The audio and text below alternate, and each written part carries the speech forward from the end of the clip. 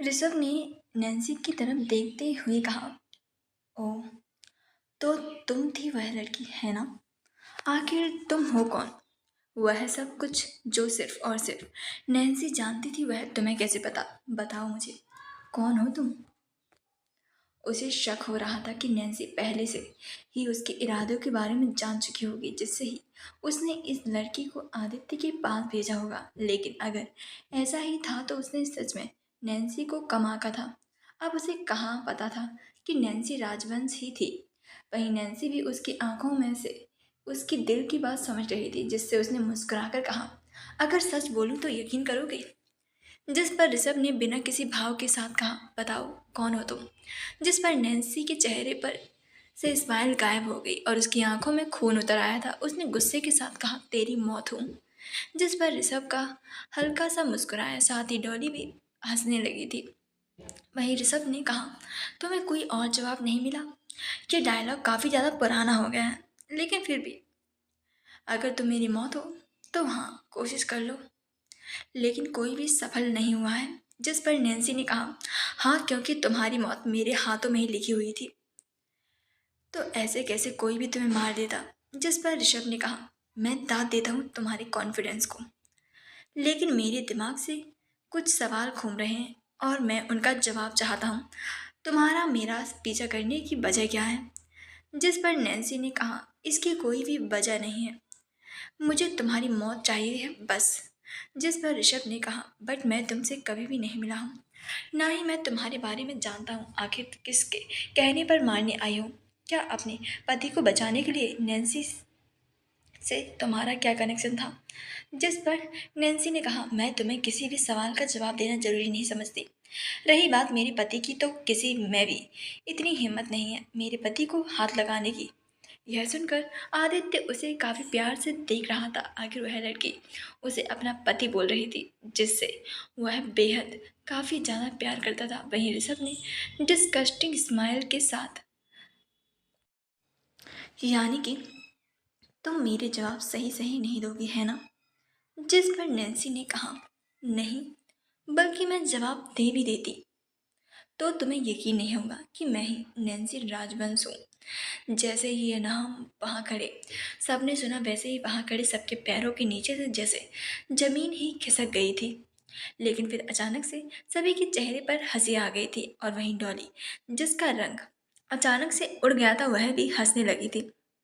उसने हंसते हुए कहा, ओ स्लट, तुम मजाक बहुत अच्छा कर लेती हो। जिस पर नैन्सी ने अपने चेहरे पर काफी दिलकश स्माइल को लाते हुए हल्का सा मुस्कुराकर कहा, कहा था ना, खैर मेरे पति से दूर रहो, क्योंकि तुम लोग उसका एक भी बाल बांका नहीं कर सकते, मेरे रहते तो बिल्कुल भी नहीं। जिस पर आदित्य का चेहरा ब्लश करने लगा था। अब नैन्सी की नज़र उस पर गई तो वह मुस्कुराने लगी थी। वहीं यह सुनकर ऋषभ का भी अब पॉन्सेस खत्म हो गया था और उसने सबको ऑर्डर देते हुए कहा, चलो खत्म करो सब, रात के 3 बज चुके हैं, मुझे जल्दी से सोना भी है।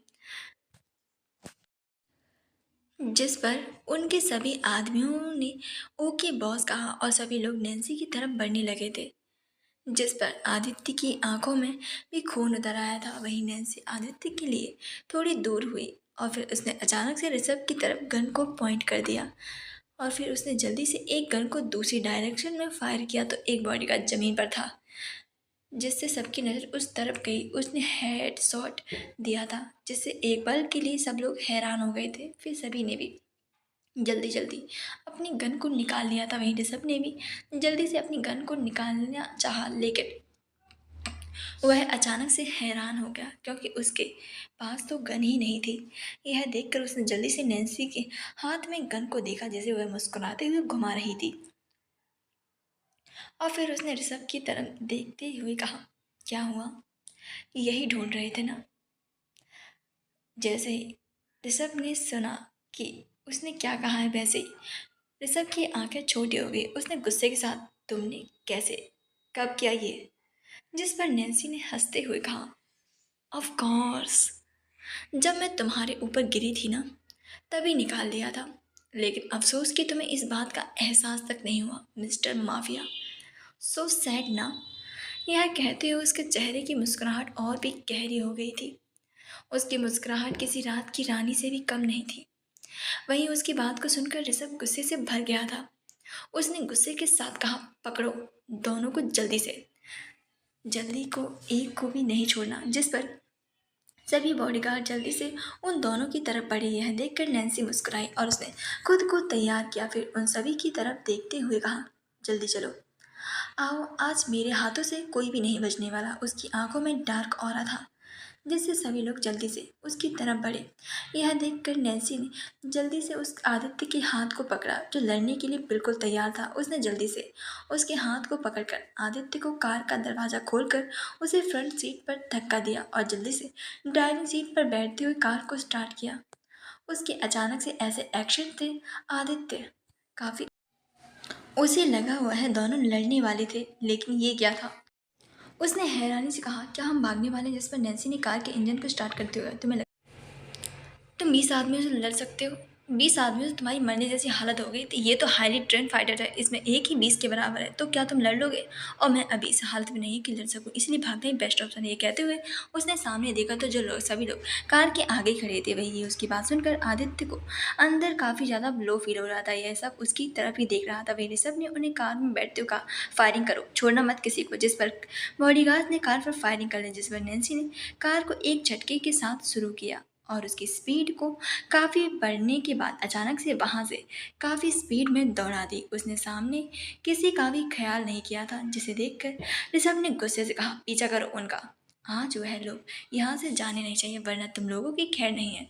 जिस पर सभी ने यस बॉस कहा और सभी लोग जल्दी जल्दी से कार में बैठकर उनका पीछा करने लगे थे। साथ ही कुछ लोग फायरिंग करने लगे थे। यह देखकर नैन्सी ने कार की स्पीड को और भी ज़्यादा बढ़ा दिया था। जैसे उसने रिव्यू मिरर से पीछे की तरफ देखते हुए कहा, जानती थी ये लोग बहुत ज़्यादा फास्ट हैं कि मुझे जल्दी ढूंढ लेंगे, लेकिन इतनी जल्दी से ढूंढ लेंगे ये नहीं पता था। जिस पर आदित्य नैन्सी की तरफ देखने लगा था। उसकी आंखें जैसे नैन्सी पर से हट ही नहीं रही थी। वहीं नैन्सी का पूरा ध्यान पीछे से आ रही कार को चकमा देने पर था। वह जानती थी अभी लड़ने का कोई फायदा नहीं है, जिस वजह से वह अभी अपनी जान बचाना चाहती थी और इसीलिए वह चकमा दे रह सकती थी। लेकिन उसने देखा था नहीं था कि आदित्य ने अचानक से अपने फ़ोन को ऑन किया और किसी को सीक्रेटली जल्दी से मैसेज को सेंड कर दिया था। उस सुनसान एरिया में कार्स जैसे एक के पीछे एक लगातार दौड़े जा रही थी। हर तरफ से फायरिंग हो रही थी। वहीं नैन्सी कार को काफ़ी स्पीड में ड्राइव कर रही थी। उसके बगल में आदित्य काफ़ी ज़्यादा शांति से बैठा हुआ था। उसे ऐसे शांति में बैठे हुए देखकर नैन्सी ने कहा, बड़े सुकून से बैठे हुए हो। जिस पर आदित्य ने मुस्कुराकर कहा, तुम हो ना मुझे बचाने के लिए, फिर मुझे डरने की क्या ज़रूरत है? तुम मेरा बाल भी बांका नहीं होने दोगी। जिस पर नैन्सी ने कहा, बहुत ही ज़्यादा आलसी हो तुम। जिस पर आदित्य ने कहा, हाँ, आप जैसी बीवी हो तो थोड़ा आलसीपन तो बनता है, एंड आई एम सॉरी जो मैंने आपके साथ नैन्सी बंसर समझकर गलत बिहेव किया। जिस पर नैन्सी ने कहा, गुस्सा तो मुझे तुम पर आता है कि तुम मेरे साथ वैसे बिहेव करते थे, लेकिन तुम प्यार मुझसे करते थे ना, तो किसी लड़की से प्यार से बात कैसे कर सकते थे, इसीलिए मुझे ये सब अच्छा लगा। जिस पर आदित्य कुछ कहता कि नैन्सी ने कहा, बस चुप हो जाओ, अभी मुझे इस कार पर कंसंट्रेशन करने दो। जिस पर आदित्य ने मुस्कुराकर कहा, हाँ क्यों नहीं। जिस पर नैन्सी ने वापस से कार का गियर को डालते हुए कार की स्पीड को काफ़ी तेज़ स्पीड में बढ़ा दिया, जिस वजह से पीछे से आ रही कार्स ने भी अपनी स्पीड को बढ़ा दिया। उनकी स्पीड काफ़ी ज़्यादा तेज़ थी। साथ ही नैन्सी को भी कार की स्पीड भी काफ़ी ज़्यादा तेज़ थी। तभी अचानक से नैन्सी ने अपनी कार पर अचानक से ब्रेक लगाते हुए वहीं पीछे से आ रही कार्स में से किसी ने भी लगा दी, जिस वजह से आ रही कार्स ने किसी ने भी उम्मीद नहीं की थी कि वह ऐसे ही बीच रास्ते में कार को रोकेगी, जिससे उनकी कार अचानक से जाकर नैन्सी की कार से जा टकराई और एक तेज आवाज़ हुई। वहीं नैन्सी का सिर भी स्टीयरिंग व्हील से टकराते टकराते बजा था। तभी उसने अपना सर ऊपर किया तो उसने देखा आदित्य का हाथ स्टीयरिंग व्हील पर रखा हुआ था, जो कि उसके सर को प्रोटेक्ट करने के लिए ही था। यह देखकर उसने आदित्य की तरफ देखा, जिसके चेहरे पर दर्द के एक्सप्रेशन थे। यह देखकर उसने धीरे से कहा, सॉरी जिस पर आदित्य कुछ कहता कि तभी वापस से उनकी कार पर काफ़ी फायरिंग होने लगी थी, जिस वजह से वह दोनों ही झुक गए। नैन्सी ने वापस से कार को स्टार्ट किया और उसे काफ़ी स्पीड में ड्राइव करने लगी। उसे यह काफ़ी ज़्यादा स्मूथली ड्राइव कर रही थी, तभी अचानक से उसकी कार डिसबैलेंस्ड होने लगी क्योंकि कुछ गोली उसके टायर्स पर आकर लगी थी, जिससे वह टायर फट गए थे। लेकिन नैन्सी ने फिर भी जल्दी से कार को संभाल लिया था। उसने कार को बिल्कुल भी नहीं रोका था। यह देखकर आदित्य ने कहा, ये कार बहुत जल्दी ही रुकने वाली है। जिस पर नैन्सी ने कहा, मैं जवाब दिया और फिर उसकी इस स्पीड उन्हीं टायर्स में बढ़ा दी, जिससे कार और भी ज़्यादा डिसबैलेंस होने लगी थी, जिससे उनकी कार इधर से उधर किसी सांप की तरह लहरा रही थी। उनके पीछे से आ रही कार्स ने भी उनका पीछा बिल्कुल भी नहीं छोड़ा था। वहीं एक कार में बैठा हुआ ऋषभ भी काफ़ी ज़्यादा गुस्से से पागल हो रहा था। जब उसने कार को झूमते हुए देखा तो वह खुश हो गया था कि तभी अचानक से उसके आगे चल रही उसके बॉडीगार्ड्स की गाड़ियां रुक गईं, जिसे देखकर उसने भी अपनी कार को ब्रेक लगा दिए। उसे बिल्कुल भी समझ नहीं आया था कि आखिरकार हुआ क्या है, जिस वजह से डॉली और ऋषभ एक साथ कार से बाहर निकले। उसने सामने की तरफ देखा तो नैन्सी की कार किसी पेड़ से जा टकराई थी। उस कार को देखकर ऐसा लग रहा था जैसे कार का काफ़ी ज़्यादा खतरनाक एक्सीडेंट हुआ होगा। उस कार को देखकर अचानक से ऋषभ के सभी बॉडीगार्ड्स ने भी अपनी कार को रोक दिया था और फिर सभी लोग जल्दी से दरवाजे को खोलकर बाहर आ गए और नैन्सी की कार को घेर कर खड़े हो गए। वह दोनों भी उस कार की तरफ बढ़ने लगे। वहीं ऋषभ ने एक बॉडीगार्ड को चेक करने का ऑर्डर दिया, जिस वजह से वह बॉडीगार्ड कार के पास जाने लगा। जब उसने बाहर से ही कार के अंदर देखा तो कार बिल्कुल खाली थी। उसके अंदर कोई भी नहीं था, दिखाई नहीं दे रहा था। यह देखकर उसने जल्दी से ऋषभ से कहा, बॉस, कार में तो कोई भी नहीं है, वह तो खाली है। यह सुनकर ऋषभ का गुस्सा जैसे सातवें आसमान पर पहुंच गया था। उसने गुस्से से बौखलाते हुए कहा, क्या कहा, कोई नहीं है? ऐसे कैसे कोई नहीं है? अगर नहीं है तो वह कहाँ गए? वह दोनों कहाँ गए हैं? यह बोलते हुए उसने उन सभी की तरफ देखा और फिर जल्दी से वह कार के पास गया और उसके पीछे पीछे डॉली भी जल्दी से उसके पास गई। वहीं ऋषभ ने जल्दी से उस कार के दरवाजे को खोलकर अंदर की तरफ देखा तो फिर अंदर सच में कोई भी नहीं था। यह देखकर उसकी आंखें गुस्से की वजह से लाल हो गई थी, लेकिन तभी अचानक से उसकी आंखें बड़ी बड़ी हो गई थी। उसकी नाक में एक काफ़ी स्ट्रॉन्ग स्मेल गई, जिसे सूंघते ही उसने जल्दी से अपनी नाक को बंद कर लिया था। और वह जल्दी से उसने कार के नीचे देखा तो उसकी आंखें और भी ज़्यादा बड़ी बड़ी हो गई। उसने जल्दी से चिल्लाते हुए कहा, दूर हटो यहाँ से, जल्दी से। यह कहते हुए उसने जल्दी से डॉली को अपनी बाहों में पकड़ा और जल्दी से वहाँ से दूसरी तरफ कूद गया था। वहीं बॉडीगार्ड्स तो जैसे किसी सदमे में खड़े हुए थे। वह लोग अपनी जगह से हिलकर कुछ रिएक्ट कर ही पाते कि तभी अचानक से वहाँ पर एक जोरदार ब्लास्ट हुआ। अचानक से हुए ब्लास्ट से वहाँ के जैसे सभी कानों को क्या खराब करके रख दिया था। अचानक से आग ने वहाँ की आसपास की चीज़ों को अपने चारों ओर को घेर लिया था और चारों तरफ जैसे आग की लपटें जल रही थी। उस ब्लास्ट की वजह से कार के जैसे छितड़े हो गए थे। वही ब्लास्ट की वजह से वह सभी बॉडीगार्ड्स अचानक से हवा में उड़ते हुए काफ़ी दूर जाकर गिरे। उसमें से कुछ तो काफ़ी ज़्यादा घायल हो गए थे, साथ ही कुछ बेहोश हो गए थे। वहीं डॉली को अपने नीचे दबाए हुए ज़मीन पर लेटा हुआ ऋषभ भी काफ़ी ज़्यादा घायल हो गया था। उसकी पीठ जैसे आग की वजह से जल रही थी और उसे अपनी पीठ में काफ़ी ज़्यादा तेज दर्द हो रहा था। वहीं उसके नीचे दबी हुई डॉली ने जब उसके चेहरे पर दर्द के एक्सप्रेशन देखे तो उसने जल्दी से घबराते हुए ऋषभ के चेहरे कसकर पकड़ते हुए कहा, ऋषभ, ऋषभ, तुम ठीक हो ना? उसकी कही हुई बात को सुनकर ऋषभ, जो कि आधी बेहोशी में था, उसने डॉली को अच्छे से देखा और फिर उसके ऊपर से हटते हुए हाँफते हुए कहा, तुम ठीक ठीक हो ना? तुम सही हो ना? तुम्हें कहीं चोट तो नहीं आई है?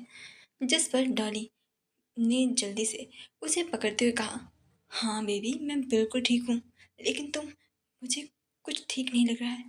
चलो जल्दी से, हमें हॉस्पिटल जाना चाहिए। उसके चेहरे पर परेशानी और टेंशन साफ दिखाई दे रही थी। उसने जल्दी से ऋषभ को अपने कंधे का सहारा देते हुए खड़ा किया, लेकिन उसने जैसे ही सामने देखा तो अचानक से उसकी आंखें गुस्से की वजह से लाल हो गई थी। वहीं ऋषभ ने भी अपनी बंद चालू आंखों से होती हुई आंखों से सामने देखने की कोशिश की, लेकिन उसे कुछ भी साफ साफ दिखाई नहीं दे रहा था। डॉली के सामने नैन्सी और आदित्य खड़े हुए थे। आदित्य ने नैन्सी को अपनी बाहों में पकड़कर संभाल रखा था। दोनों के माथे और शरीर पर थोड़े चोट के निशान थे। शायद यह उसी एक्सीडेंट की वजह से था। ये उन्हें देखकर डॉली ने जल्दी से गुस्से के साथ वहां पर पड़े हुए बॉडीगार्ड से कहा, तुम लोग जल्दी से खड़े होकर पकड़ो इन्हें, ये लोग यहाँ से जाने नहीं चाहिए। लेकिन उनके सभी बॉडीगार्ड ऑलरेडी काफ़ी ज़्यादा घायल थे, तो वह बेचारे क्या ही करते, जिस वजह से नैन्सी उसे मुस्कुराते हुए देख रही थी। फिर उसने मुस्कुराते हुए कहा, फिक्र मत करो, आज तुम्हारा गुड डे है। आज मैं तुम्हें कुछ भी नहीं करूँगी, बट आई प्रॉमिस यू, हम बहुत जल्दी ही मिलेंगे my dear friend. Oh sorry best friend, अभी के लिए गुड बाय। यह कहते हुए उसने आदित्य की तरफ अपने चेहरे पर बड़ी मुस्कुराहट को लाते हुए कहा, चलिए पतिदेव चलते हैं।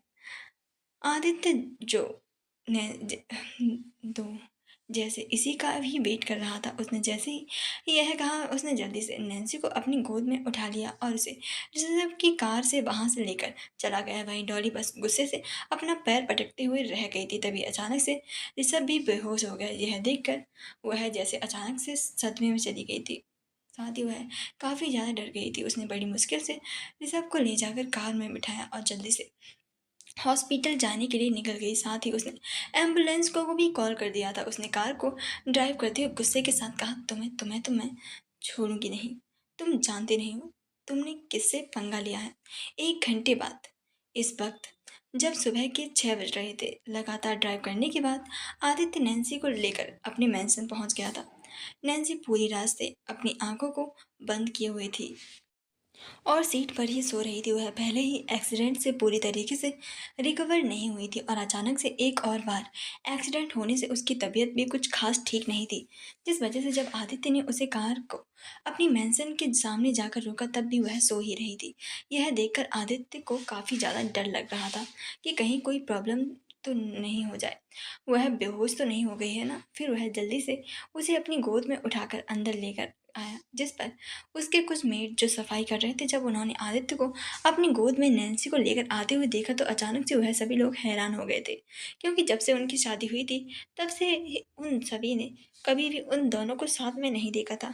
ना ही उन्होंने अपनी बॉस को किसी भी लड़की को इस मेंशन में लाते हुए देखा था। फिर आज इस तरीके से वह मेंशन में अपनी वाइफ को लेकर आए थे, जिस वजह से वह लोग काफ़ी ज़्यादा हैरान थे। लेकिन फिर उसे हड़बड़ाते हुए देखकर उन्होंने जल्दी से उसके सामने आकर अपना सिर झुक आदित्य के सामने खड़े हो गए थे। आदित्य ने जल्दी से एक मेड की तरफ देखते हुए कहा, जल्दी से डॉक्टर को कॉल करो और जल्दी से जल्दी यहाँ पर आने के लिए कहो, अभी की अभी। जिस पर उस मेड ने जल्दी से कहा, ओके बॉस, और वह जल्दी से डॉक्टर को कॉल करने लगी थी। वहीं आदित्य जल्दी से नैन्सी को अपनी बड़ी से बेडरूम में ले गया और फिर जल्दी से नैन्सी को बड़ी से किंग साइज बेड पर लेटा दिया, जिस पर नैन्सी ने अभी भी आंखें नहीं खोली। वह अभी भी सो ही रही थी। यह देखकर आदित्य को काफ़ी ज़्यादा टेंशन हो रही थी। वह जल्दी से टाइम को देखने लगा, तभी उसका फ़ोन बजने लगा। वह अभी कॉल उठाने के मूड में बिल्कुल भी नहीं था, जिससे उसने कॉल को इग्नोर किया। जिस पर वापस से उसका फ़ोन बजने लगा तो उसने गुस्से से अपने फ़ोन को ऑफ करना चाहा कि उस पर शो हो रहे नाम को देखकर वह रुक गया। यह कॉल उसी लड़के का था जिसके बारे में आदित्य ने इंफॉर्मेशन निकालने की कहा था, जिस वजह से उसने एक नज़र नैन्सी की तरफ देखा, फिर जल्दी से बालकनी की तरफ जाते हुए कॉल को उठाते हुए कहा, हाँ हाँ बोलो बिकी, काम हुआ या नहीं। जिस पर उधर से बिक्की ने कहा, हो गया बॉस, सारी इंफॉर्मेशन मैंने आपके ईमेल पर भेज दी है, आप चेक कर लेना।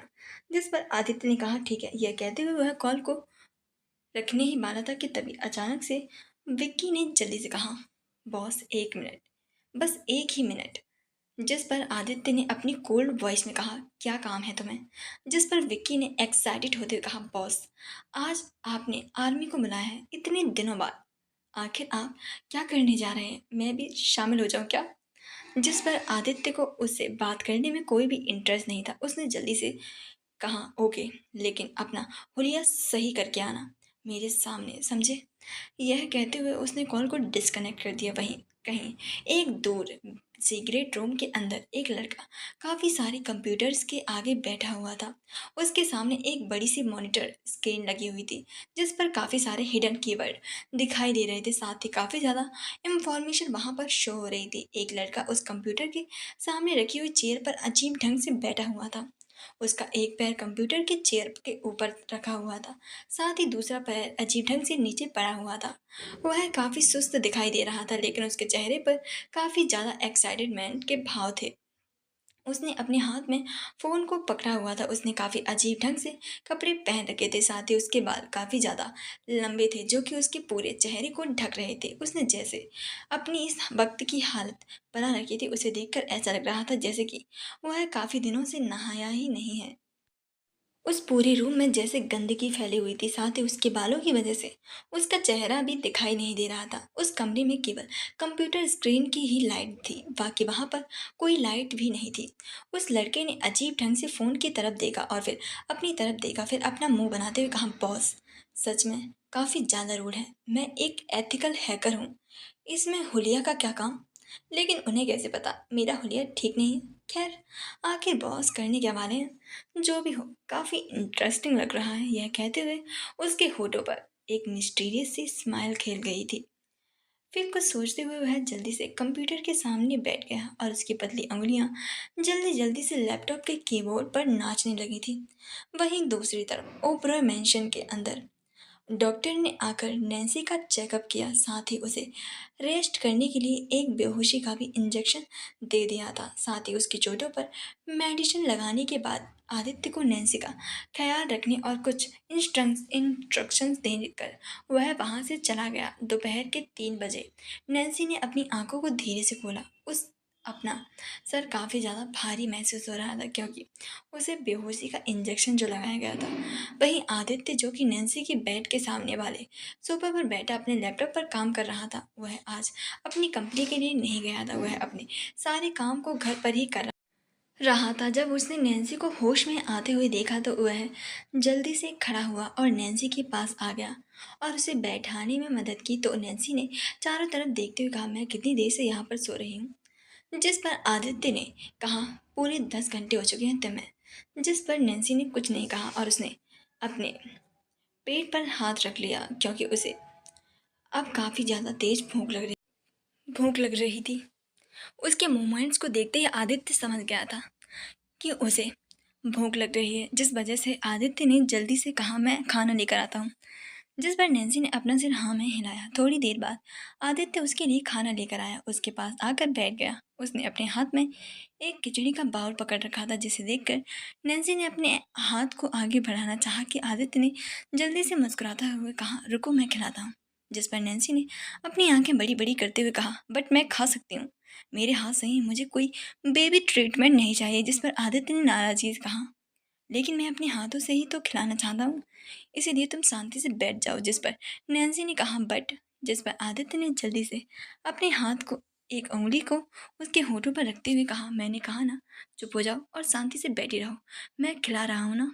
उसकी कही हुई बात को सुनकर नैन्सी ने 1 मिनट के लिए उसकी तरफ देखा और फिर उसने कुछ भी नहीं कहा। जिस पर आदित्य हल्का सा मुस्कुराया और धीरे से उसके होठों को छूते हुए अपनी उंगली को हटा दिया था। हालांकि उसका मन तो नहीं कर रहा था, क्योंकि उसे नैन्सी के होठ काफ़ी ज़्यादा सॉफ्ट लग रहे थे। लेकिन फिर उसने बाउल की तरफ देखा और वह एक चम्मच से नैन्सी को खिचड़ी खिलाने लगा। ले नैन्सी बस उसे ही खाते हुए देख रही थी। जब नैन्सी का पेट भर गया तो आदित्य ने बाउल को साइड में रखा और सीधे दवाइयाँ खाने के लिए दी। जिस पर नैन्सी ने कड़वा सा मुंह बनाकर कहा, मुझे ये दवाइयाँ खाना बिल्कुल भी नहीं पसंद। लेकिन इसके आगे वह कुछ बोलती इससे पहले ही आदित्य ने उन दवाइयों को अपने उसके मुंह में डाल दिया। जिस पर नैन्सी ने उसे बाहर निकाल दी कि आदित्य ने जल्दी से अपने होठों से उसके नर्म होठों को बंद कर दिया, जिससे नैन्सी की आंखें खुली की खुली रह गई। उसने आदित्य को दूर करना चाहा, लेकिन आदित्य इतना ज़्यादा स्ट्रांग था कि वह अपनी जगह से टस से मस नहीं हुआ, बल्कि उसके जबरदस्ती करने से वह उसके दोनों हाथों को पीछे की तरफ करते हुए उसे और भी ज़्यादा पैशनेटली होकर किस करने लगा था। यह देखकर नैन्सी ज़्यादा देर तक दवाइयों को अपने मुंह के अंदर रख ही नहीं पाई और उसे ना चाहते हुए भी उन दवाइयों को निगलना ही पड़ा था।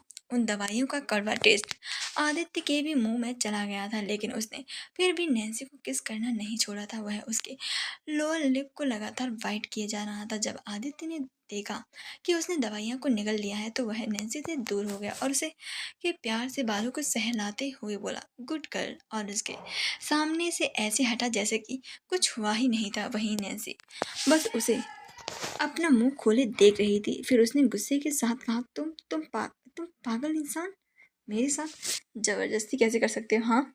लेकिन आदित्य ने जैसे उसकी कही हुई बात को सुने ही ना हो, उसने वापस से नैन्सी को देखा और आराम से बेड पर लेटते हुए कहा, यह सब तुम्हारी सेहत के लिए ज़रूरी है और इसके लिए मैं कुछ भी कर सकता हूँ। इसीलिए अब चुपचाप से आराम करो। तुम्हारी बॉडी को अभी रेस्ट करने की बहुत ही ज़्यादा ज़रूरत है, इसीलिए उसे रेस्ट करने दो, जिससे वह लड़ने के लिए ताकत पा सके। जिस पर नैन्सी ने साफ इनकार करते हुए कहा, नहीं, बिल्कुल भी नहीं। वैसे ही मैं ऑलरेडी बहुत ही ज़्यादा टाइम से वेस्ट कर चुकी हूँ और मैं जो हमने कल किया है उसके बाद वह लोग बिल्कुल भी चुप नहीं बैठने वाले। इसके लिए मुझे तैयारी करनी है होगी, इसीलिए मुझे कोई भी रेस्ट नहीं करना, अब सिर्फ और सिर्फ काम करना है।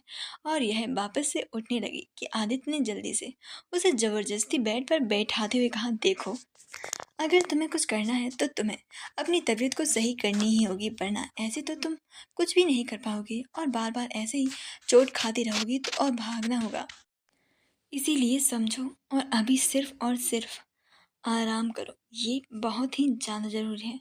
यह सुनकर नैन्सी को भी लगा कि उसकी बात भी बिल्कुल सही थी। वैसे भी वह इतनी जल्दी से कर ही क्या सकती थी। ऊपर से उसे अपना सर काफ़ी ज़्यादा भारी महसूस हो रहा था, साथ ही आंखें बंद होती महसूस हो रही थी। शायद यह दवाइयों का असर था, जिस वजह से वह थोड़ी देर बाद फिर से गहरी नींद में चली गई थी। वहीं यह देखकर आदित्य मुस्कुराया और वह उसके पास ही बैठा हुआ उसके चेहरे की तरफ काफ़ी देर तक देखता रहा और वह प्यार से उसके बालों पर हाथ फेर कर और उसके प्यार आंखों में प्यार के लिए उसे शिद्दत से देख रहा था। उसके दिल जैसे काफ़ी सारी फीलिंग से भर गया था।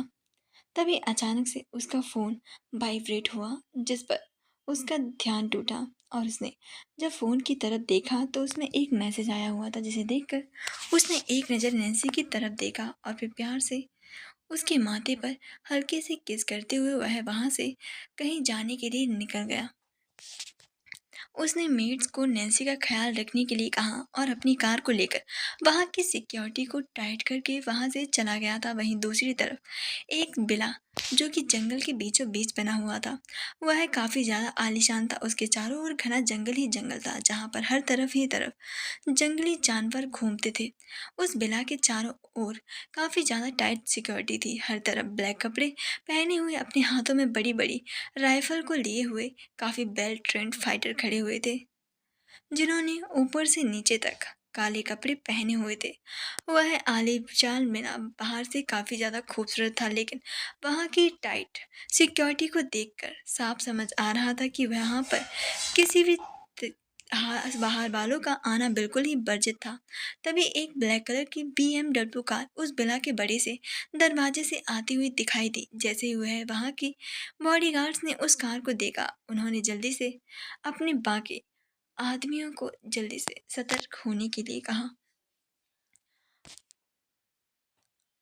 और फिर काफ़ी तेज आवाज़ में कहा, बॉस आ गए हैं, सब लोग तैयार हो जाओ। उसके यह बोलते ही बिला के अंदर से दो बड़ी सी लाइन में काफ़ी सारे बॉडीगार्ड जल्दी से दौड़ते हुए बिला के बाहर आए। उनके चेहरे पर काफ़ी ज़्यादा सपाट और सीरियस थे। उनका चेहरा पूरी तरीके से एक्सप्रेशन लेस था। वह लोग जल्दी से वहां पर दो लाइनों में अपने अपने हाथों को पीछे करते हुए खड़े हो गए थे। तभी उस बिला के अंदर से एक ब्लू कलर का काफ़ी हैंडसम सा लड़का बाहर आया। वह देखने में काफ़ी ज़्यादा हैंडसम और हॉट था, लेकिन उसकी आंखों में समंदर से भी ज़्यादा गहराई थी। उसकी आंखों में जैसे मौत भरी हुई थी। वह वहां पर आकर एक्सप्रेशन लेस होकर एक लाइन के साथ आकर आगे खड़ा हो गया। वह कार के सभी के बीचों बीच आकर रुकी। उस कार के रुकते ही ब्लू कलर कोट पैंट पहने हुए लड़के ने काफ़ी ज़्यादा स्मूथली आगे बढ़ा और बड़े ही जेंटल तरीके से अपने सर को थोड़ा झुकाते हुए दरवाज़ा खोला। उसके दरवाज़ा खोलते ही उसके अंदर से आदित्य बाहर आया। उसके बाहर आते ही सभी ने अपना सिर नीचे झुकाते हुए सभी ने एक साथ कहा, आपका स्वागत है बॉस। उनके यह बोलते ही ग्रे कलर का 3 पीस सूट के साथ एक बड़ा सा लॉन्ग कोट पहने हुए, आंखों में खून और क्रूरता को लिए हुए एक लड़का उस कार से बाहर आया। उसने अपने चेहरे पर एक गोल कैप पहन रखी थी। साथ ही उसके चेहरे के ऊपर मास्क था जिससे किसी को भी उसका चेहरा दिखाई नहीं दे रहा था। वह कोई और नहीं था बल्कि आदित्य ही था। वह इमोशनल लेस चेहरे के साथ बाहर निकला। वह आज सभी दिनों से काफ़ी ज़्यादा अलग लग रहा था। उसने बाहर निकल कर सब पर वहाँ पर एक नज़र डाली और फिर वहाँ से अपने लंबे कदमों को बिला की तरफ बढ़ाते हुए कहा, नितांत काम हो गया। जिस पर ब्लू कलर के बिजनेस सूट पहने हुए लड़के नितांत ने सीरियस होकर कहा, यस बॉस, काम हो गया है। जिस पर आदित्य ने अपना सिर हाँ में हिलाया। वहीं सारे बॉडीगार्ड्स अब उसके पीछे पीछे चल। थोड़ी देर बाद आदित्य और नितांत उस बिला के प्राइवेट लिफ्ट के अंदर पहुंचे।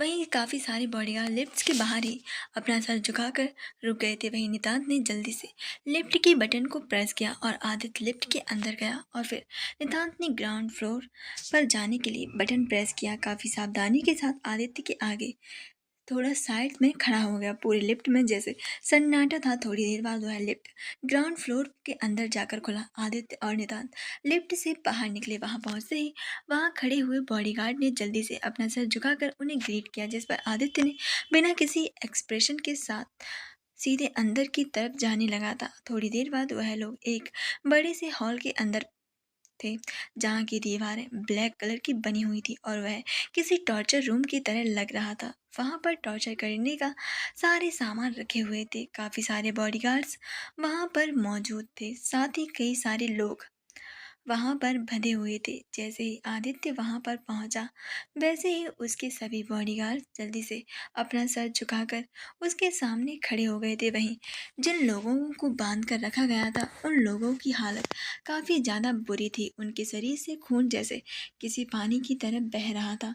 हर तरफ खून की महक फैली हुई थी। आदित्य की आंखें उन सभी को देखकर काफ़ी कोल्ड हो गई थी। उनका शरीर जैसे चोटों से भरा हुआ था। कोई ऊपर लटका हुआ था तो कोई नीचे जमीन पर बेसुध सा पड़ा हुआ था। सभी की हालत काफ़ी ज़्यादा खराब थी। आदित्य ने उन सभी को बिना किसी एक्सप्रेशन के देखते हुए कहा, वह कहाँ पर है। जिस पर नितांत ने आदित्य की एक तरफ इशारा करते हुए कहा, वह उधर उन सलाखों के अंदर है बॉस। जिस पर आदित्य ने अपने कदम उन सलाखों की तरफ बढ़ा दिए। थोड़ी देर बाद वह एक बड़े से लोहे की सलाखों से बने हुए गेट के सामने पहुंचा जिसके सामने एक लड़की के हाथ पैरों को बांधकर ऊपर लटकाया गया था। उसके आसपास दो लड़कियां खड़ी होती वो खड़ी हुई थी जिसमें से एक के हाथ में एक चाबुक, दूसरे के हाथ में एक बड़ा सा कोड़ा पकड़ा हुआ था। उन्होंने ऊपर से नीचे तक ब्लैक कलर के कपड़े पहने हुए थे। उन्होंने जैसे ही आदित्य को देखा वैसे ही दोनों की आंखें सावधान पोजीशन में खड़ी हो गई और उन्होंने अपना सर झुकाकर अपने बॉस को ग्रीट करते हुए कहा, गुड इवनिंग बॉस। आदित्य की नजरें तो सामने खड़ी हुई लड़की के ऊपर थी जिसके पैरों से लगातार खून जमीन पर गिर रहा था, जिससे जमीन पर खून ही खून हो गया था। उसका चेहरा बालों से पूरी तरीके से ढका हुआ था जिससे समझ नहीं आ रहा था वह कौन सी चेहरा पूरी तरीके से खून से सना हुआ था। उसके कपड़े जगह जगह से फटे हुए थे जिनसे खून मांस नीचे टपक रहा था। वह ऊपर से नीचे तक पूरी तरीके से खून से सनी हुई थी। उसके अंदर जैसे कोई भी मूवमेंट ही नहीं हो रही थी। शायद वह बेहोश हो गई थी। लेकिन जब उन लड़कियों ने बॉस को कहा तो उस लड़की ने थोड़ी सी हलचल हुई और उसने अपना सर ऊपर किया और सामने देखने की कोशिश की तो सामने मास्क में खड़े हुए आदित्य को देखकर वह लड़की बोलने की कोशिश करना चाहती थी लेकिन उसका गला जैसे सूख गया था जिससे उसके मुंह से कुछ आवाज़ ही नहीं निकली। वह काफ़ी देर तक आदित्य को देखती रही और फिर उसने पूरी खा जाने वाली जी जान से बोलने की कोशिश करते हुए कांपती हुई आवाज में कहा, आखिर कौन हो तुम? क्यों? आखिर क्यों तुमने मुझे किडनैप क्यों किया है? तुम जानते हो मैं कौन हूँ? अगर मेरे लोगों को पता चला तो तुम्हारा क्या असर होगा? क्या तुम्हें इस बारे में पता है? उस लड़की ने जैसे ही कहा, वहां खड़ी लड़की ने गुस्से से साथ उसे देखा और अपने हाथ में पकड़े हुए कौड़ों का एक जोरदार प्रहार किया, जिससे अचानक से उस लड़की की दर्द भरी चीख पूरे हॉल में गूंज उठी थी। साथ ही उसके चेहरे से बाल हट गए, जिससे उसका चेहरा साफ साफ दिखाई देने लगा। उसे देखकर आदित्य की आंखें हल्की सी मुस्कुराई। तो कौन है वह लड़की? उसकी कही हुई बात को सुनकर आदित्य के चेहरे पर एक बड़ी सी स्माइल आ गई थी। उसने मुस्कुराते हुए ही कहा, मैं भी उसका ही वेट कर रहा हूँ मिस डॉली, कि कब वह लोग तुम्हें ढूंढने आएंगे। उसके मुंह से डॉली नाम को सुनकर वह लड़की जो कि दर्द में थी, अचानक से उसकी आंखें शौक से बड़ी बड़ी हो गई थी। उसने जल्दी से अपनी दर्द भरी आवाज में ही पूछा, आखिर तुम हो कौन? मुझे कैसे जानते हो? क्या दुश्मनी है तुम्हारी मुझसे? और ऋषभ वह कहाँ है? वह लड़की कोई और नहीं बल्कि डॉली ही थी, और वहां पर जितने भी आदमी बंधे हुए थे वह ऋषभ के ही बॉडीगार्ड थे। सिर्फ और सिर्फ ऋषभ को छोड़कर वहां पर वह सभी लोग मौजूद थे जिन्होंने कल रात नैन्सी और उसके ऊपर अटैक किया था। आदित्य ने उन सभी को हॉस्पिटल से रातों रात ही गायब करवा दिया था, और यह बात कोई भी नहीं जानता था कि यह सब किसने किया था और कब और क्यों किया था। उसकी बात को सुनकर आदित्य उसे देखता रहा, फिर बिना जवाब के पीछे मुड़ते हुए वहां से जाने लगा। इतने से कुछ भी नहीं होगा, उसके मुंह में आवाज बाहर नहीं आनी चाहिए है बोलकर वह नितांत के साथ वहां से वापस से जाने लगा। वहीं उसे जाते देख डॉली चिल्लाते हुए बोली, जवाब दो मुझे, कौन हो तुम? आखिर कौन हो? तुम नहीं जानते तुम्हारे साथ क्या हो सकता है।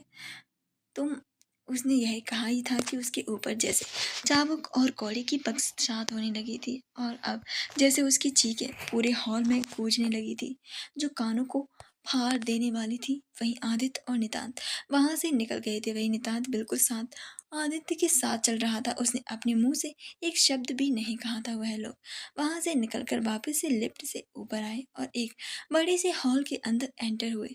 आदित्य किसी राजा की तरह जाकर वहां पर रखी हुई एक बड़ी सी चीता की डिजाइन की बनी हुई चेयर पर जाकर बैठ गया। वह ऊपर से नीचे तक किसी शैतान की तरह लग रहा था। उसके अंदर से डार्क ऑरा निकल रहा था, ऐसा शैतान जो कि कितने दिनों से किसी गुफा के अंदर बंद था और आज किसी ने उसे आजाद कर दिया था।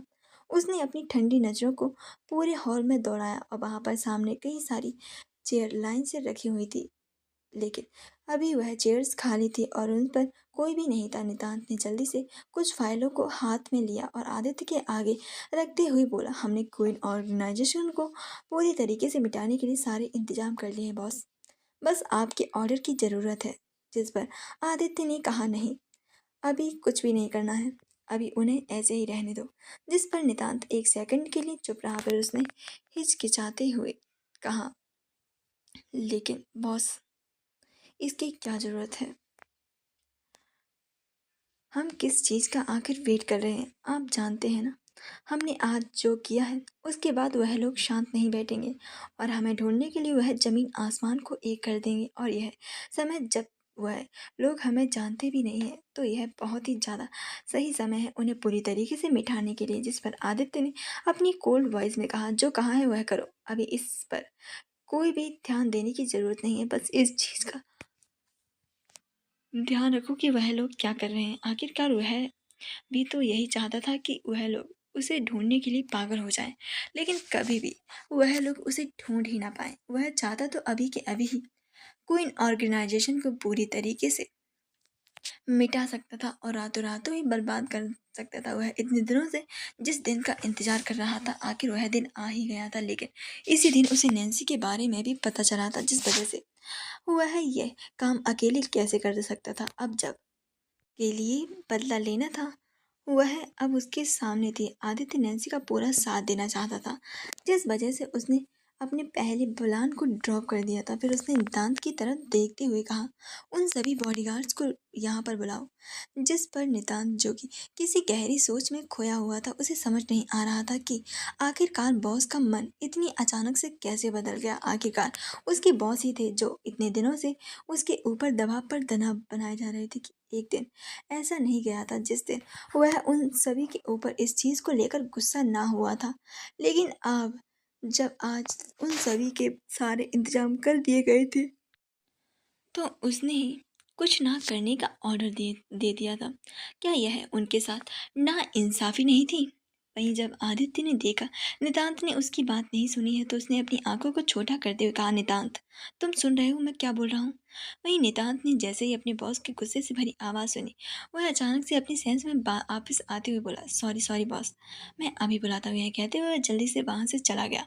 थोड़ी देर बाद वह सभी बॉडीगार्ड्स आदित्य के सामने थे। आदित्य ने उन्हें देखते हुए कहा, आज से तुम सभी लोग ओबरॉय मैंशन और ओबरॉय पैलेस को गार्ड करोगे और मुझे उसमें कोई भी लापरवाही नहीं चाहिए। जिस पर सभी बॉडीगार्ड्स ने एक साथ कहा, ओके बॉस।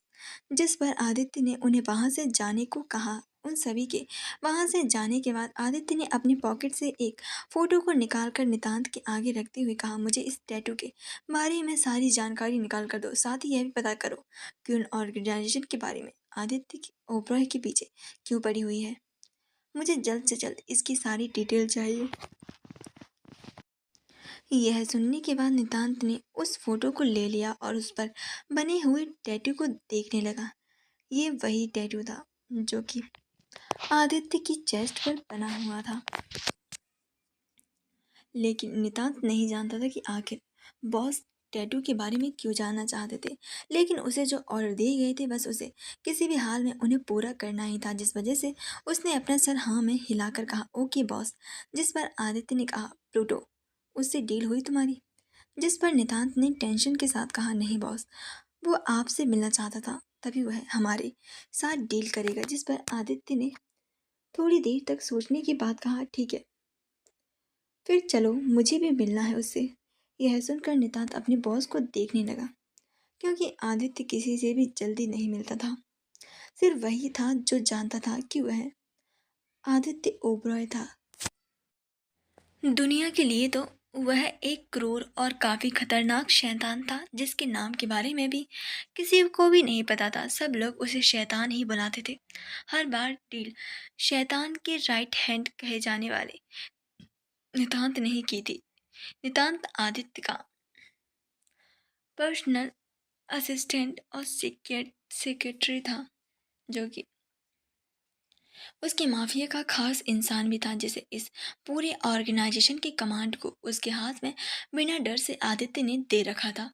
नितांत भी अपने बॉस के लिए इतना ज़्यादा लॉयल था कि वह उसके लिए कुछ भी कर सकता था और अपनी जान तक दे सकता था, लेकिन कभी भी उसके साथ कोई भी गद्दारी नहीं कर सकता था। और यह बात आदित्य काफ़ी अच्छी तरीके से जानता था, क्योंकि आदित्य ही था जिसने उसकी जान बचाई थी और उसे बुराई के कीचड़ से बाहर निकाला था, जिस वजह से नितांत ने अपनी पूरी जिंदगी को आदित्य के नाम कर दिया था। थोड़ी देर बाद वह दोनों एक साथ कार से कहीं जाने के लिए निकल गए। उनके पीछे दो सिल्वर स्पोर्ट्स कार थीं, जिसमें उसके बॉडीगार्ड थे। वहीं दूसरी तरफ मुंबई के एक सिटी हॉस्पिटल के अंदर 10 घंटे तक बेहोश रहने के बाद ऋषभ को जब होश आया, तो उसके सामने उसके बॉडीगार्ड्स खड़े हुए थे, जो कि काफ़ी ज़्यादा चिंतित थे और अपने बॉस के खड़े होने का ही वेट कर रहे थे। जैसे ही उन दोनों ने अपने बॉस को होश में आते हुए देखा, तो वह दोनों जल्दी से खुशी से बोले, बॉस, आखिर आपको होश आ ही गया। वह दोनों तो जैसे ऋषभ को देखकर रोने वाले थे। ऋषभ ने उन्हें ऐसे देखकर वहां पर किसी और को भी देखना चाहा। उसके साथ डॉली थी। उसे क्या हुआ? वह सही तो है? उसे डॉली की काफी ज्यादा फिक्र हो रही थी। उसने जल्दी से पूछा, डॉली कहाँ है? यह सुनते ही दोनों बॉडीगार्ड्स जल्दी से घुटनों के बल बैठ गए थे और दोनों ने अपना सर नीचे झुकाते हुए डरते हुए कहा, बॉस, बहुत बॉस, वो डॉली डॉली डॉली मैडम, हम और हमारे सारे बॉडीगार्ड जो कि कल रात आपके साथ थे, वह सभी अचानक से गायब हैं। और उनका हम कुछ भी पता नहीं लगा पा रहे हैं कि आखिरकार वह सभी लोग गए कहाँ पर। कल रात डॉली मैडम ने ही आपको यहाँ पर हॉस्पिटल में एडमिट कराया था, लेकिन फिर कल रात से ही वह सभी लोग यहाँ से गायब हैं। हम उनका कुछ भी पता नहीं लगा पा रहे हैं। हमने काफ़ी कोशिश की उन्हें ढूँढने की, काफ़ी सारे सोर्सेस भी लगाए, बट हमें कुछ भी पता नहीं चल रहा है। उसकी कही हुई बात को सुनकर ऋषभ का चेहरा डार्क हो गया था। आखिर ये दोनों ऐसे कैसे बोल सकते थे? उसने गुस्से के साथ कहा, क्या बोल रहे हो तुम? कहाँ गए वह लोग? उन्हें आसमान निकल गया या ज़मीन? ऐसे कैसे कोई गायब हो सकता है? और सबसे बड़ी बात, तुम उन्हें ढूंढ नहीं पा रहे हो? जिस पर वह लोग अपना सिर नीचे झुकाए हुए बैठे रहे। आखिर उन्होंने सही तो कहा था, यही सच था, लेकिन वह लोग पता ही नहीं लगा पा रहे थे। यह सुनकर ऋषभ ने गुस्से से उन्हें देखा और फिर उन्हें जल्दी से बेड से खड़ा हो गया। उसकी हालत सही नहीं थी। उसके सिर और बॉडी पर चोट आई थी, लेकिन उसे इस वक्त किसी भी चीज़ की परवाह नहीं थी। वह तो डॉली थी और कुछ भी नहीं।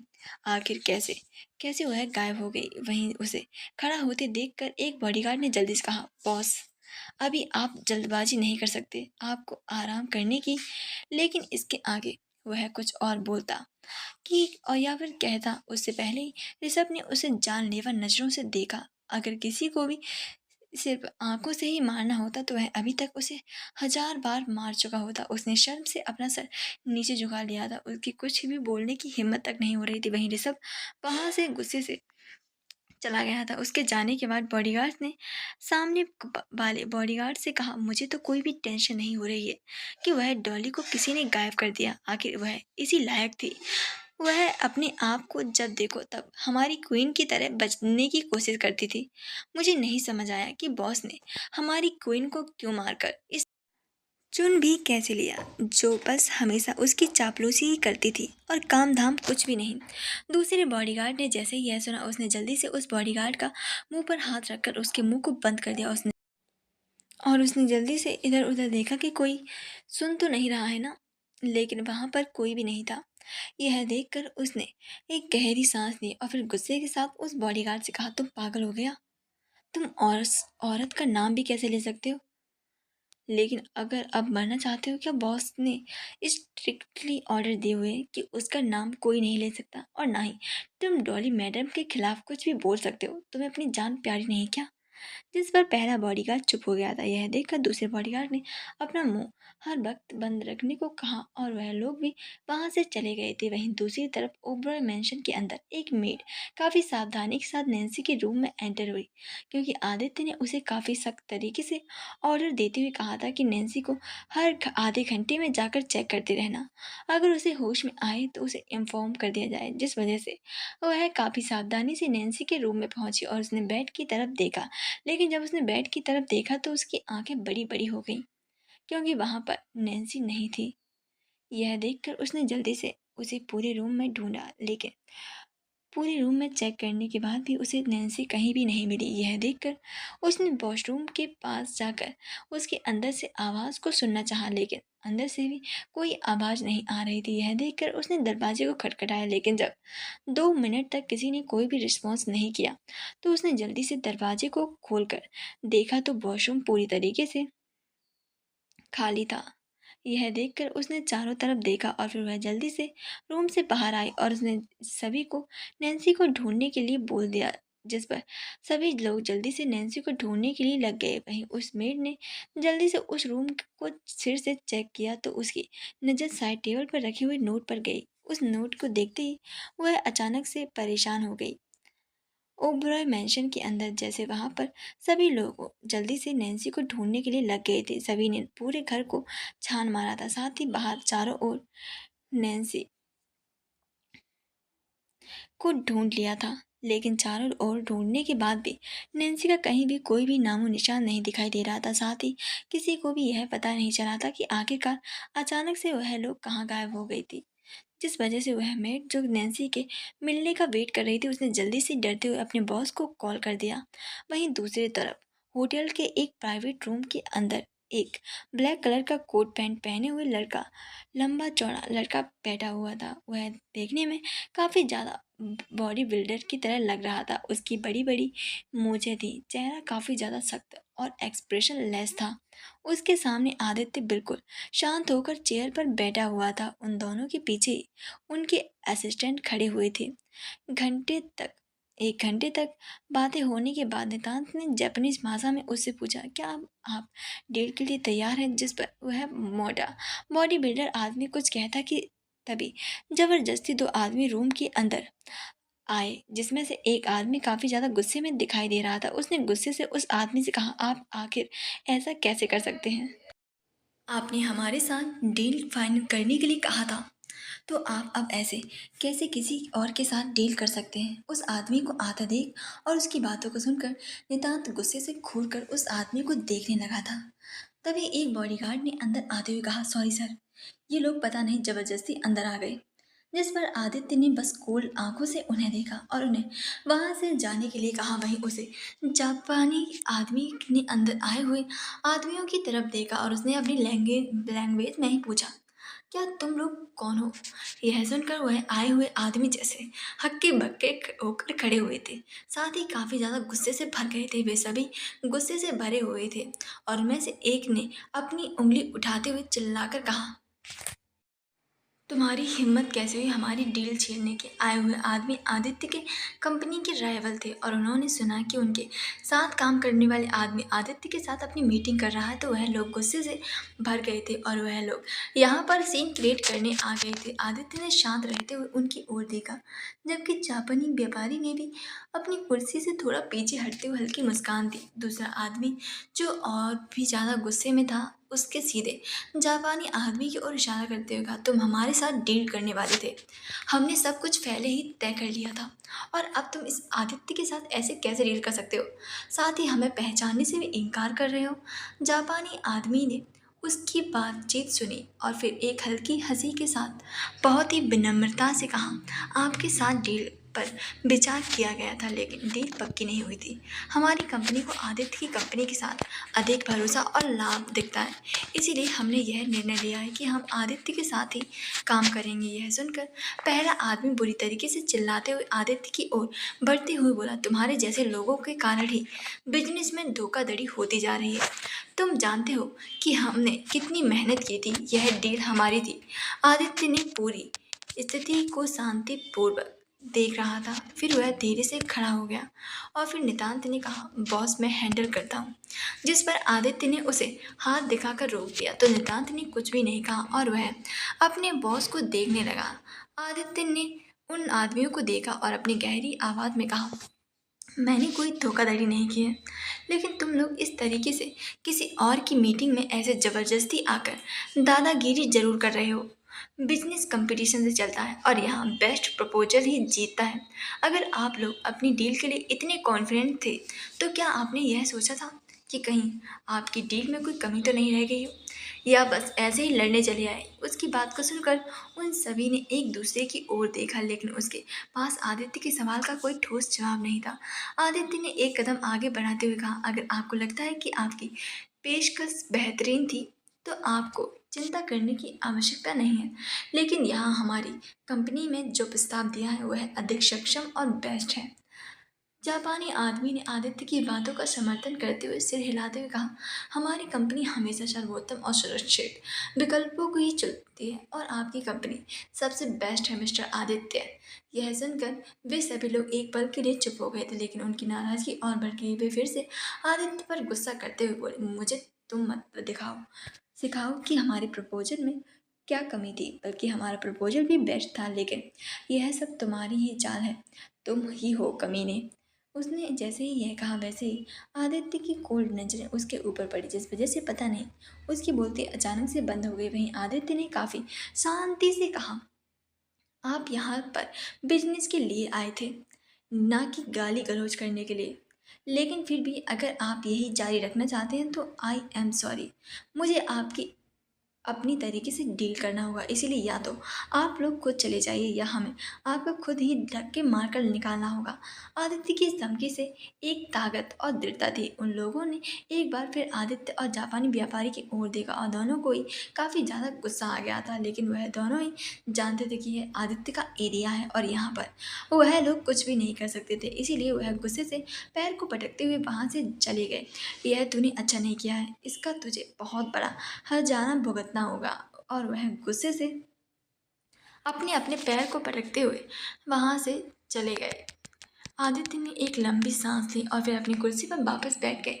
वहीं उस जापानी आदमी ने मुस्कुराकर कहा, आप कमाल है मिस्टर आदित्य।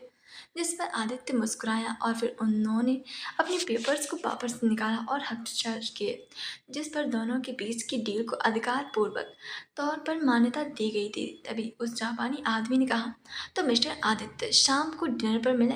जिस पर आदित्य कुछ कहता उसका फ़ोन वाइब्रेट होने लगा। यह पहले भी हो चुका था, इसीलिए उसने अपने फ़ोन को बस एक झलक देखा और जब उसने फ़ोन पर अपनी मैसेज के नंबर को देखा तो उसने जल्दी से फ़ोन को उठा लिया, क्योंकि वह जानता था कि जरूर नैन्सी से रिलेटेड ही न्यूज़ होगी। इसीलिए उसने उस जापानी आदमी से 1 मिनट के लिए कहा और कॉल को उठा लिया। आदित्य ने जैसे ही कॉल उठाया, उधर से न जाने उसे क्या बोला गया, उसके चेहरे से तो जैसे हवाइयाँ ही उड़ गई थी। उसका चेहरा पूरी तरीके से सफ़ेद पड़ गया था। अचानक से उसके चेहरे पर शांति जैसे गायब हो गई। उसने जल्दबाजी में कहा, मैं अभी आता हूँ। यह बोलकर उसने उस जापानी आदमी को देखते हुए कहा, सॉरी बट मुझे इमरजेंसी में जाना होगा। यह बोलकर वह जल्दी से खड़ा हुआ और इस आदमी की कोई भी बात सुने बिना वहाँ से जल्दी से भागने लगा। वहीं यह देखकर नितांत ने उस आदमी को ग्रीट करते हुए कहा, सॉरी सर। यह बोलकर उसने जल्दी से पेपर लिए और वह भी जल्दी से अपने बॉस के पीछे भागा। आदित्य को जैसे ही पता चला कि नैन्सी घर से गायब है तो वह अचानक से परेशान हो गया और वह जल्दी से दौड़ता हुआ ओबरा पैलेस पहुंचा। उसने जल्दी से भागते हुए रूम में जाकर देखा तो कहीं भी नैन्सी का कोई भी नामो निशान नहीं था। उसने जल्दी से इधर उधर नैन्सी को ढूंढा, लेकिन नैन्सी कहीं पर भी नहीं थी। तभी उस मेड ने अपने एक हाथ में पकड़े हुए नोट को आदित्य की तरफ बढ़ा दिया। आदित्य के मन में गुस्से और चिंता की लहरें बारी बारी से उमड़ रही थी। उसने नोट को पढ़ने के बाद खुद को संभालने की कोशिश की, लेकिन हर शब्द जैसे उसके दिल को छल्ली कर रहा था। आई एम सॉरी बट हम जल्दी मिलेंगे। इन शब्दों ने उसे एक ही झटके से कमजोर और मजबूत महसूस कराया। उसकी मुट्ठी में नोट कसते हुए आदित्य की आंखों में गुस्से की लालिमा बढ़ने लगी। उसने अपनी नज़रों को दीवार को घूरा और बिना सोचे समझे गुस्से से अपना एक पंच दीवार में दे मारा। दीवार से टकराने पर उसकी अंगुलियों से खून निकलने लगा था। आखिर क्यों क्यों वह चली गई? ऐसे कैसे वह अकेला छोड़कर जा सकती थी? फिर अचानक से उसे नैन्सी की चिंता सताने लगी। उसने जल्दी से फ़ोन निकाला और नितांत को कॉल किया और गुस्से से बेचैनी से उसने चिल्लाते हुए कहा, नितांत नैन्सी को ढूंढो और अभी और तुरंत। मुझे किसी भी हालत में वह मिलनी चाहिए, समझे तुम? फ़ोन काटते ही उसने अपनी मुट्ठी को खोला जिसमें वह नोट अब भी मसल रहा था। उसका दिमाग नैन्सी की हालत के बारे में सोचकर और भी उलझ गया था। उसे याद आया कि नैन्सी कितनी ज़्यादा कमज़ोर थी और इस हालत में वह अकेले कैसे जा सकती थी। आदित्य का दिल धड़क रहा था और उसे खुद पर काफ़ी ज़्यादा गुस्सा आ रहा था कि उसने नैन्सी को इस हालत में कैसे अकेला छोड़ दिया। वह बार बार खुद से सवाल कर रहा था, आखिर क्यों क्यों किया उसने ऐसा? नैन्सी वापस आ जाओ, उसने खुद से कहा। आदित्य का दिल गुस्से और पछतावे से भरा हुआ था। उसने पहले भी नैन्सी को खो दिया था और अब जब किस्मत ने उसे दोबारा उसे मिलाया था तो वह उसका ख्याल भी ठीक से नहीं रख पाया। अगर अब उसे कुछ हो गया तो वह क्या करेगा? यह सोच सोच कर उसका मन जल रहा था और वह खुद को माफ़ नहीं कर पा रहा था। कैसे उसने नैन्सी को इस हालत में अकेला छोड़ दिया? अगर वह नहीं चाहता तो वह भी कहीं नहीं जाती। उसके मन में सवालों की जैसे बाढ़ आ गई थी। आखिर क्यों वह बार बार खुद से यही सवाल कर रहा था, क्यों नैन्सी उसे छोड़कर चली गई? अगर वह उससे बदला लेना चाहती थी तो यह भी तो उसके साथ रहकर भी किया जा सकता था। नैन्सी को अकेले जाने की क्या ज़रूरत थी? आदित्य जानता था कि नैन्सी इस समय बेहद कमज़ोर थी और ऑर्गेनाइजेशन के खतरे को भी वह समझता था। वह सोच भी नहीं सकता था कि नैन्सी उन लोगों से कैसे मुकाबला करेगी। यह विचार उसके दिमाग में किसी बिजली की तरह कौंध रहा था और उसके दिल और दिमाग को चीरता जा रहा था। आदित्य को लगा जैसे उसका दिमाग फटने वाला हो। वह नैन्सी की सुरक्षा को लेकर इतना चिंतित था कि उसका गुस्सा और बेचैनी जैसे अंदर से खाए जा रहे थे। वह समझ ही नहीं पा रहा था कि इस स्थिति को वह कैसे संभाले। उसने अपने आप पर गुस्सा करते हुए अपनी दीवार पर एक और जोरदार पंच मारा, लेकिन इससे ना तो उसका दर्द कम हुआ और ना ही उसकी बेचैनी कम हुई, बल्कि उसके हाथ से और भी ज़्यादा खून बहने लगा था। फिर वह जल्दी से वह भी वहाँ से बाहर निकला और नैन्सी को ढूंढने के लिए निकल गया। देखते ही देखते पूरी मुंबई में आदित्य की पूरी ऑर्गेनाइजर नैन्सी को पूरे शहर में ढूंढने लग गई थी, लेकिन नैन्सी का कहीं भी कोई भी नामो निशान नहीं था। आदित्य ने नैन्सी को ढूंढने के लिए पूरी फोर्स, पूरी आर्मी, मुंबई के सारे पुलिस वालों को लगा दिया था। हर तरफ जैसे हलचल मच गई थी, लेकिन पूरी रात हो गई थी और सुबह सूरज निकल आया था, लेकिन कहीं भी नैन्सी का नामो निशान नहीं था। आदित्य इरिटेट अपनी कार में बस उसे ही ढूंढे जा रहा था, तभी अचानक से उसका फ़ोन बजा। आदित्य ने जल्दी से फ़ोन उठा लिया। उधर से पता नहीं क्या कहा। उसने जल्दी से कहा, मैं अभी पहुंचा हूँ, और वह वहां से निकल गया। आधे घंटे बाद वह एक बीच पर था जहाँ कई सारी पुलिस की गाड़ियाँ खड़ी हुई थी। वहां खड़ी पुलिस और उसके बॉडीगार्ड ने जब आदित्य को देखा तो सभी का चेहरा नीचे उदासी से झुक गया था। वहीं आदित्य जल्दी से भागता हुआ वहां पर पहुंचा और उसने जल्दी से सब कुछ साइड किया तो उसके सामने एक स्ट्रेचर रखी हुई थी, जिसके ऊपर सफ़ेद कपड़ों से ढकी हुई किसी की लाश रखी थी। जब आदित्य ने उस लाश को देखा तो उसका गुस्सा जैसे सातवें आसमान पर पहुंच गया था। उसने गुस्से के साथ एक पुलिस वाले का कॉलर पकड़ते हुए गुस्से के साथ कहा, क्या मतलब है तुम्हारा? मेरी नैन्सी को कुछ भी नहीं हो सकता। कहाँ है मेरी नैन्सी? उसके गुस्से को देखकर पुलिस वाले का पूरा शरीर जैसे कांपने लगा था। वह पसीने से भर गया था। उसने जल्दी से डरते हुए कांपते हुए कहा, सर, आपकी वाइफ। और वह उसने उस लाश की तरफ एक उंगली का इशारा किया। यह सुनकर आदित्य को भरोसा नहीं हुआ। उसके अब उसके ऊपर अचानक से 1 मिनट के लिए जैसे उसके पैर तो हिल ही गए थे। उसका गुस्सा जैसे अपनी चरम पर पहुंच गया था। उसकी नैन्सी को कुछ नहीं हो सकता था। आखिर ये लोग कैसे किसी की लाश को उसकी नैन्सी बोल सकते थे? जैसे उसने गुस्से के साथ उसे पुलिस वाले को एक पंच मार दिया था। यह देखकर नितांत जल्दी से आदित्य के पास आते हुए बोला, बॉस बॉस प्लीज़ शांत हो जाइए।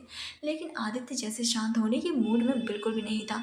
उसने गुस्से से चिल्लाते हुए कहा, तेरी हिम्मत कैसे हुई मेरी वाइफ को मरा हुआ बोलने की? तुम्हें मरने से डर नहीं लगता क्या?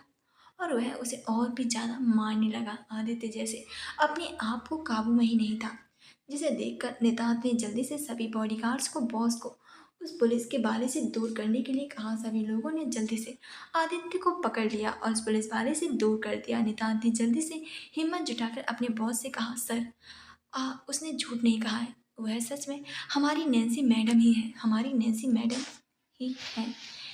नितांत की बात सुनते ही आदित्य के पैर लड़खड़ा गए। उसकी आंखों में डर और अविश्वास था। वह लाश की तरफ देखने लगा। नहीं, ऐसा नहीं हो सकता।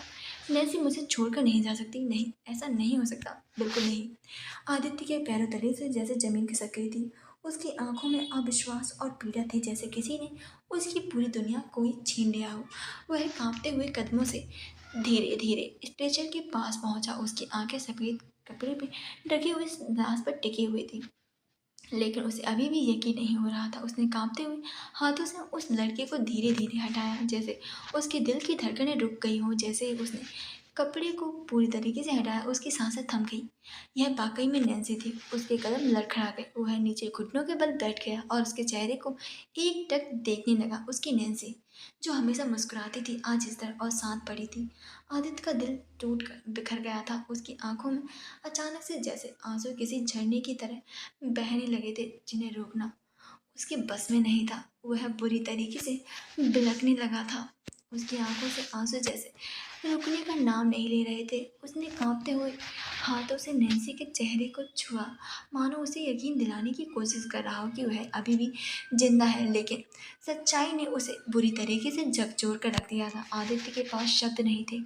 वह बुरी तरीके से टूट गया था। उसने अपने मन में कहा, नहीं नहीं नैन्सी, तुम नहीं जा सकती, तुम कहीं नहीं जा सकती। उसका गला भारी हो गया था, जिससे वह कुछ बोल भी नहीं पा रहा था। उसने नैन्सी के बेजान चेहरे को जल्दी से अपनी गोद में रखा और उसकी आंखों से आंसुओं की धाराएं बह रही थी। नैन्सी, उसने धीमी और टूटी आवाज में कहा, तुम मुझे छोड़कर नहीं जा सकती।